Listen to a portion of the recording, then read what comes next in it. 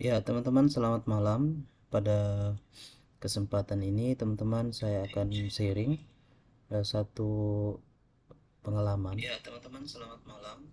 Pada Jadi, kesempatan ini, pengalaman ini adalah pengalaman saya sendiri yang saya alami tentang ilmu Law of Attraction. Mungkin teman-teman semua sudah pernah dengar ilmu itu. Jadi, ilmu Law of Attraction ini adalah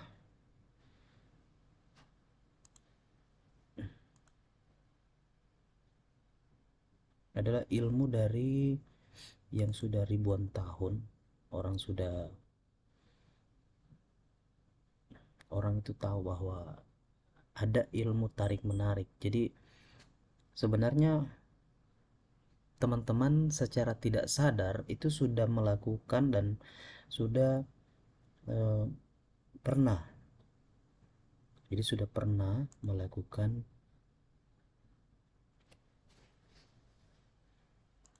apa namanya ilmu ini.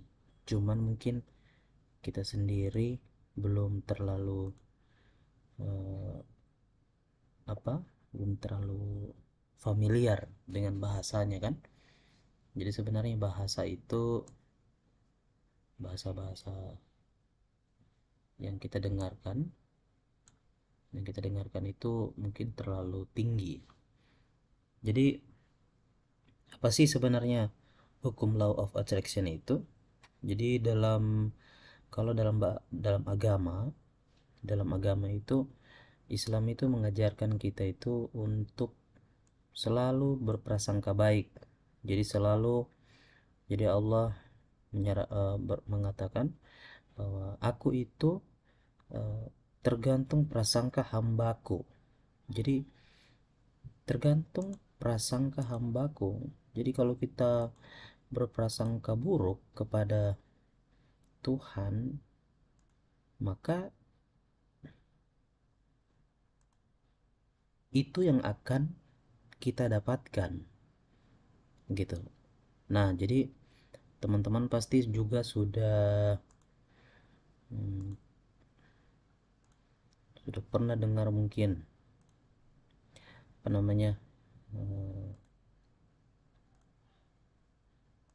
sudah pernah dengar mungkin tentang hmm,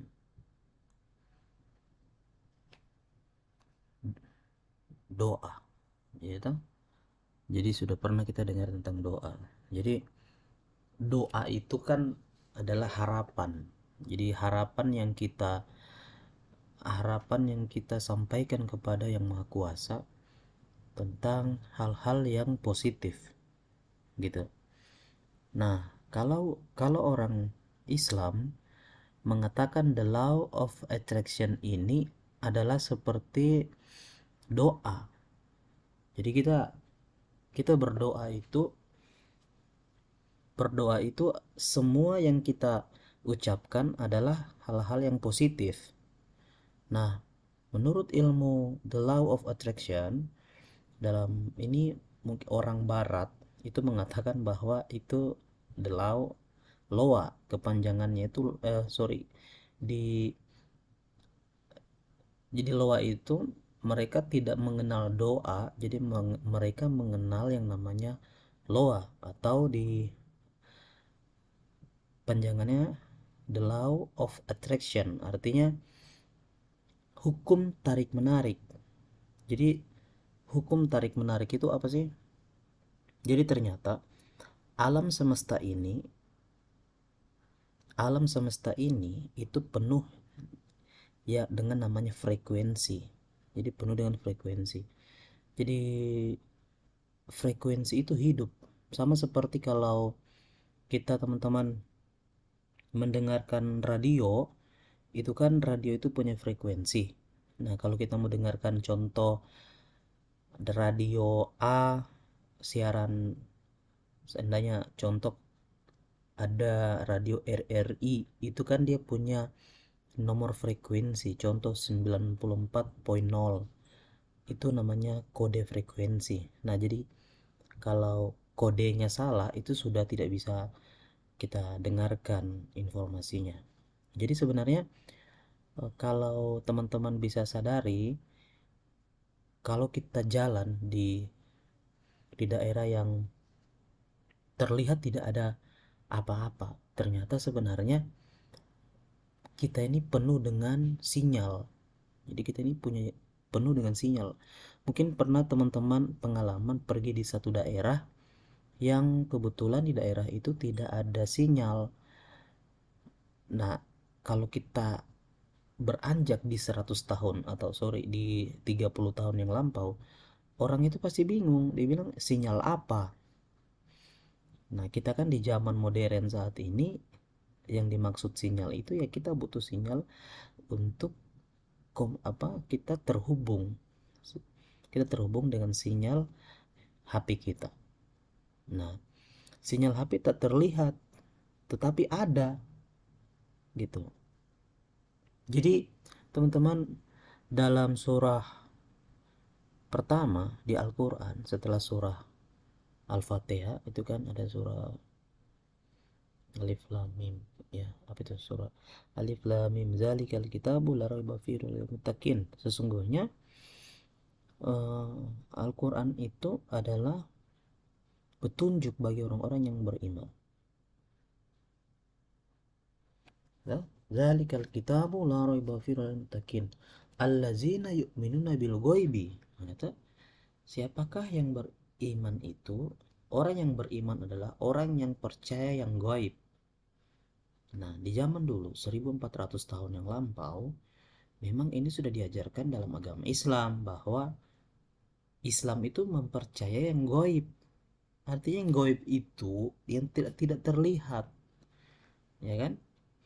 Ini sama dengan sinyal itu tidak terlihat. Jadi zaman dulu sebenarnya Islam sudah percaya hal itu, tetapi baru 300 tahun terakhir banyak penemuan, salah satunya penemuan handphone itu sampai ada orang bilang dia itu gila, ya kan? Kok mana bisa kita berbicara dengan jarak jauh tanpa ada hubungan kabel?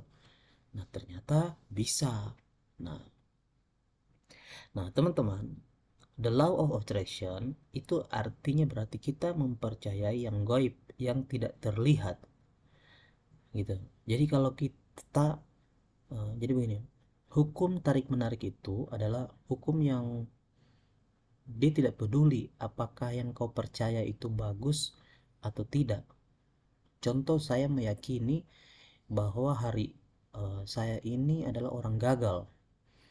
Saya tidak bisa sukses, saya tidak bisa bahagia, saya tidak akan bisa beli rumah yang saya impikan, saya tidak bisa memiliki mobil yang saya mau. Nah, dalam hukum law of attraction itu semua dia terima, dan dia tidak peduli apakah itu frekuensi positif atau negatif. Hukum ini akan memantulkan apa yang kita percayai. Begitu. Jadi kalau kita percaya kita orang yang biasa-biasa saja, ya itu benar. Kalau kita percaya bahwa kita adalah orang yang bisa hebat, kita percaya bahwa kita adalah orang yang bisa sukses, itu juga benar. Nah, kalau saya mengatakan bahwa kita punya energi, itu seperti tadi sinyal. Jadi kita ini seperti pembawa sinyal. Kalau kita membawa sinyal positif, maka aura kita itu, jadi makanya kalau biasa teman-teman lihat orang, kalau orang-orang kayak contoh orang-orang yang sangat terkenal seperti Presiden pertama Indonesia, Insinyur Soekarno. Beliau itu luar biasa, dia sangat punya aura, punya karisma kan. Nah, sebenarnya karisma yang beliau keluarkan itu, kenapa dia keluarkan karisma yang luar biasa? Karena beliau adalah manusia yang sangat positif, ya kan? Beliau yang sangat yakin, dia sangat yakin bahwa negara ini bisa merdeka. Ya, meskipun kita dijajah 350 tahun oleh Belanda, beliau adalah orang yang sangat yakin bahwa dia bisa dan pasti bisa merdeka. Saking keyakinannya Bapak Presiden, itu beliau kemana-mana, beliau itu sudah pakai peci, sudah pakai jas, sudah pakai dasi. Jadi waktu itu beliau Indonesia itu belum merdeka, tapi beliau berpenampilan atau berperilaku seakan-akan dia sudah merdeka gitu. Jadi hukum the law of attraction secara otomatis merespon. Jadi dia merespon apa yang kita lakukan, karena hukum alam ini sama seperti listrik. Jadi kita tidak tahu listrik itu bagaimana bisa dia menyetrum tangan kita. Kenapa bisa? Atau kita melempar batu, kenapa jatuh ke bawah? Itu namanya hukum gravitasi. Jadi hukum the law of attraction atau hukum tarik menarik ini adalah hukum alam. Oke. Jadi pada saat Bapak Presiden berpenampilan seakan-akan dia sudah merdeka, dia sudah sukses membawa Indonesia ini merdeka, hukum the law of attraction bekerja gitu. Jadi frekuensi itu akan bekerja. Jadi akan secara otomatis orang-orang yang dia butuhkan untuk perjuangan negara itu, negara Indonesia itu secara otomatis melengket kepada dia, atau Bapak Presiden menjadi magnet gitu. Jadi dia jadi magnetnya gitu. Nah, jadi apa yang beliau yakini, apa yang beliau lemparkan keluar, itu akan terpantul kembali kepada dirinya. Jadi hukum the law of attraction ini, teman-teman, adalah hukum tarik menarik. Jadi pada saat dia, meskipun Bapak Presiden itu seolah-olah, artinya dia belum merdeka, hukum the law of attraction tidak bisa membedakan mana yang sudah nyata, mana yang belum nyata. Jadi kalau saya contoh, kalau saya berpenampilan memakai dasi, memakai peci, meskipun saya belum sukses, meskipun saya belum punya penghasilan 200 juta per bulan, tetapi saya berperilaku atau berpenampilan seperti orang yang sudah punya penghasilan 200 juta atau 100 juta. Saya berbicara sangat semangat, sangat yakin dengan impian saya itu, maka hukum ini akan bekerja. Secara otomatis saya akan dipertemukan dengan jalannya. Teman-teman saya akan tersaring sendiri, akan saya dipertemukan, saya akan menarik hal-hal yang berbau dengan penghasilan 100 juta atau 200 juta. Nah, oleh karena itu teman-teman, saya sendiri alhamdulillah saya join di bisnis asuransi ini sudah 11 tahun, 10 tahun. Ternyata apa yang membuat hidup saya berubah? Apa sih yang membuat hidup saya berubah? Karena secara tidak langsung, dulu saya belum terlalu paham apa hukum the law of attraction. Yang saya tahu kan kalau dalam Islam itu doa.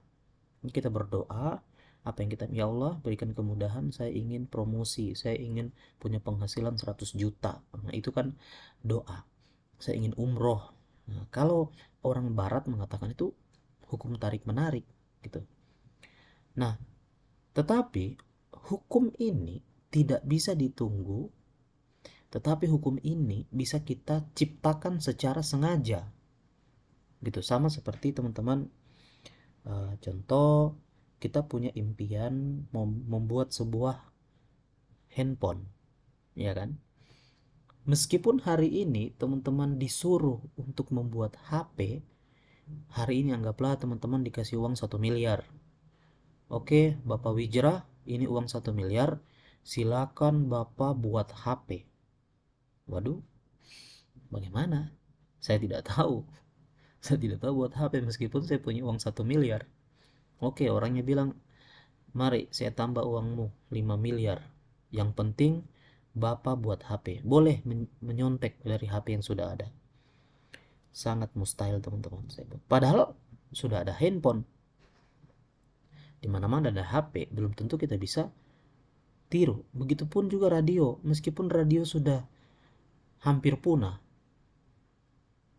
Coba teman-teman buat radio dengan uang 1 miliar.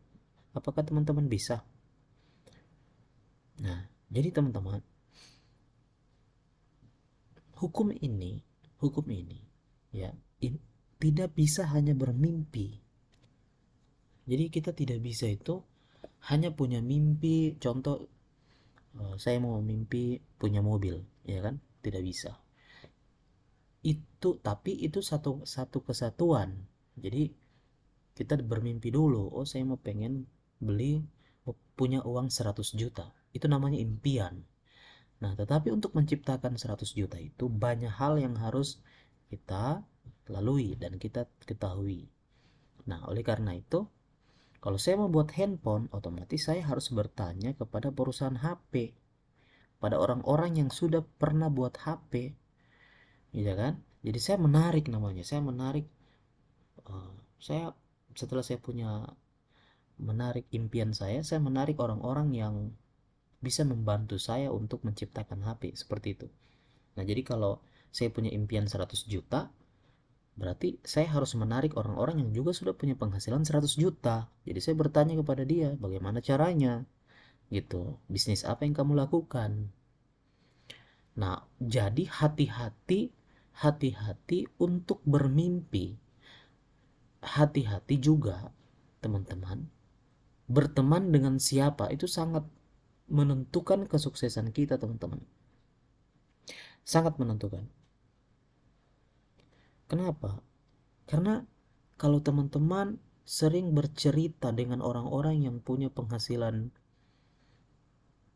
3 juta per bulan, otomatis mustahil teman-teman akan bisa punya penghasilan 100 juta. Gimana caranya? Teman-teman mau pengen buat HP, tapi teman-teman bercerita dengan orang-orang yang cuma tahu buat layang-layang. Kan tidak masuk akal. Jadi kita harus, untuk menarik apa yang kita impikan, hukum ini nyata teman-teman. Jadi makanya dalam beberapa seminar, saya sudah ikuti seminar, ratusan seminar saya ikuti. Kenapa saya mengikuti seminar? Karena saya menarik apa yang saya butuhkan. Ya, jadi kalau teman-teman punya impian 100 juta per bulan, 200 juta per bulan, itu bukan hal yang mustahil. Teman-teman bisa lihat, ada orang punya penghasilan 1 miliar. Bapak Sandiaga Uno itu punya aset 50 triliun. Bagaimana caranya beliau bisa? Karena beliau punya, tidak mungkin dia punya uang 50 triliun sebelum dia mau bermimpi dulu. Pasti beliau punya mimpi.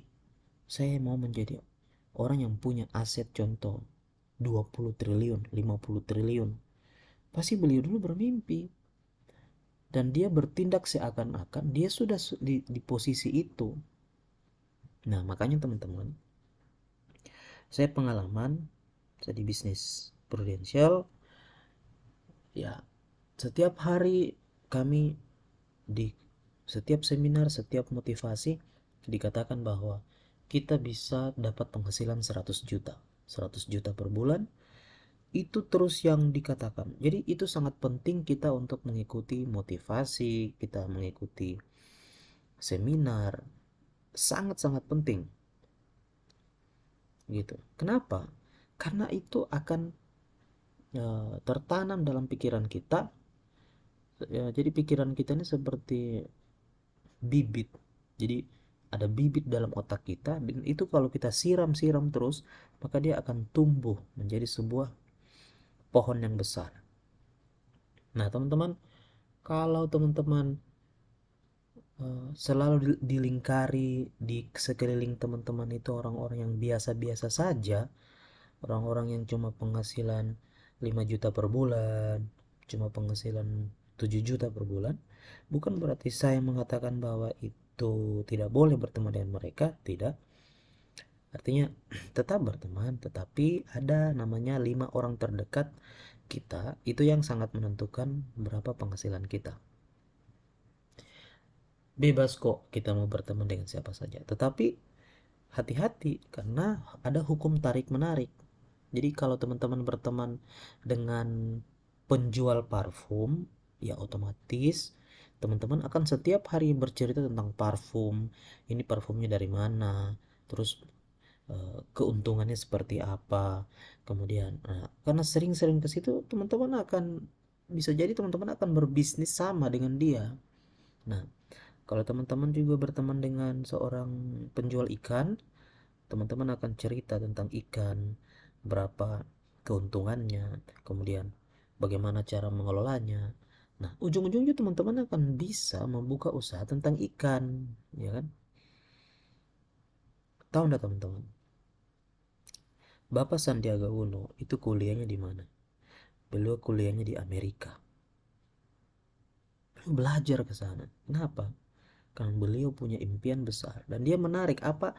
Jadi dia punya impian yang besar dan dia memantaskan dirinya. Jadi dia pantaskan dirinya. Kita bukan cuma bermimpi, kita juga harus belajar. Kita harus belajar dan kita cari tahu di mana ilmunya. Seperti almarhum B.J. Habibie dijuluki sebagai Mr. Crack. Mr. Crack. Karena beliau sangat cerdas. Di mana sekolahnya? Di Jerman. Ya kan? Artinya apa? Apakah ini hanya contoh ya. Apakah Bapak Sandiaga Uno bisa sesukses hari ini kalau beliau tidak belajar ke Amerika? Apakah Bapak almarhum B.J. Habibie, presiden kita yang keempat kayaknya, itu bisa sesukses jika beliau tidak ke Jerman untuk belajar? Ya kan? Tentunya beliau punya impian sangat besar, tetapi beliau memantaskan dirinya. Nah, itulah teman-teman yang saya lakukan dalam hidup saya sendiri. Saya punya impian untuk memiliki penghasilan 100 juta per bulan. Alhamdulillah teman-teman, saya sudah merasakan penghasilan itu 100 juta per bulan. Dan saya sekarang punya impian, saya insya Allah punya penghasilan 2 kali lipatnya dari itu, yaitu 200 juta per bulan. Kalau teman-teman bercerita kepada orang yang punya penghasilan 3 juta, orang yang punya penghasilan 5 juta atau 10 juta atau bahkan 20 juta, mereka akan mengatakan itu mustahil. Mustahil itu Wijra, mustahil. Dari mana kamu mau dapat uang 200 juta per bulan, ya kan? Nah, kenapa? Kembali lagi karena itu bukan lingkarannya. Ya. Kalau teman-teman dengarkan pembicara seperti Tung Desem Waringin, seperti Bapak Haryato Kandani, beliau itu sudah punya penghasilan 1 miliar per bulan. Kalau teman-teman dengar penghasilannya Raffi Ahmad, itu beliau punya penghasilan per hari bisa sampai 500 juta satu hari. Ya kan? Jadi tergantung di mana arah teman-teman mengarahkan lingkungan teman-teman. Jadi apakah bermimpi 200 juta per bulan itu sebuah yang mustahil? Iya, kalau teman-teman bercerita dan menceritakan impian teman-teman kepada orang yang tidak tepat.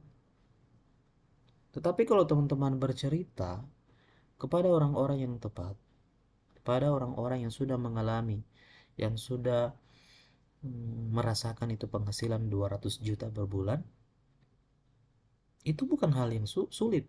Beliau bilang itu ada jalannya. Oke. Nah, jadi saya pernah waktu saya kuliah, teman-teman, kenapa saya berhenti kuliah? Karena teman-teman, saya mendengarkan dulu ada satu pembicara hebat mengatakan begini. Dia bilang begini, apa Anda 5 tahun, apa Anda hari ini, itu karena keputusanmu 5 tahun yang lampau. Dan apa Anda 5 tahun ke depan, itu karena keputusanmu hari ini. Jadi beliau bilang, kalau kamu mau tahu berapa penghasilanmu, kalau kamu mau tahu berapa penghasilanmu 5 tahun ke depan, dia bilang, atau 10 tahun ke depan, tanya kepada orang yang sudah menjalani apa pilihanmu sekarang. Tanya dia, berapa penghasilannya sekarang. Jadi waktu itu teman-teman, saya berpikir, waktu itu saya kuliahnya itu kan jurusan fisika. Dulu saya mau jadi guru. Saya berpikir, saya telepon guru saya. Ada guru saya itu sudah 20 tahun menjadi guru. Saya telepon, saya tanya, gajinya Pak Guru berapa? Ya kan? Sudah 20 tahun loh. Dia bilang, kalau kami ini punya gaji, kalau gaji pokok itu 5 jutaan, 4 jutaan, kemudian ada gaji sertifikasi, itu pun untuk mendapatkan sertifikasi itu sangat sulit. Dia bisa dapat sampai 10 jutaan, 9 juta per bulan. Itu pun 20 tahun loh, bukan 5 tahun. Nah, di situ saya berpikir, oh berarti kalau saya lakukan hal yang sama, berarti saya akan sampai juga di titik yang sama. Jadi teman-teman, saya memutuskan pada saat itu, saya memutuskan untuk berpikir, berarti jalan saya ini bukan salah, tapi tidak tepat. Jadi sama seperti tadi, saya mau punya penghasilan 100 juta per bulan, tetapi saya berteman dengan orang yang punya penghasilan 5 juta. Itu sangat mustahil. Nah, jadi teman-teman, bermimpi sebesar-besarnya itu tidak ada yang mustahil. Tetapi kita harus memantaskan diri kita untuk mencapai impian itu. Oke, salah satunya belajar. Waktu itu saya join di bisnis asuransi, teman-teman.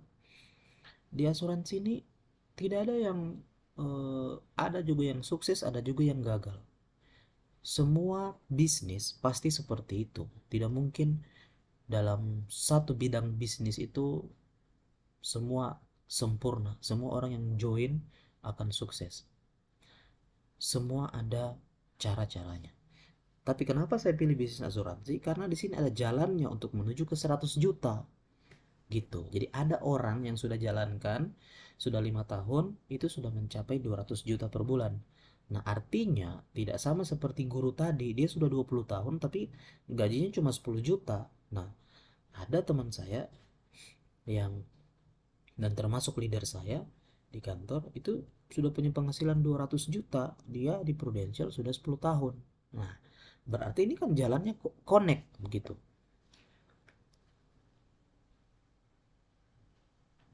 Jadi saya putuskan waktu itu saya join di asuransi itu karena jalannya sesuai begitu. Nah, teman-teman, saya waktu itu belajar ke Jakarta, saya ikut training di sana, seminar seperti yang dilakukan beberapa orang hebat. Mereka kuliah, belajar sampai ke Amerika. Itu kenapa? Karena memang untuk punya impian besar itu kita harus belajar di pusatnya. Kita harus belajar kepada orang-orang yang hebat, orang-orang yang sudah memiliki income yang sangat besar. Kita harus belajar ke mereka. Gitu. Nah, hukum the law of attraction ini, teman-teman, bisa berlaku kepada kita. Sangat-sangat bisa. Dengan cara apa? Apa yang teman-teman pikirkan setiap hari, apa yang teman-teman yakini setiap hari, percaya itu akan terjadi.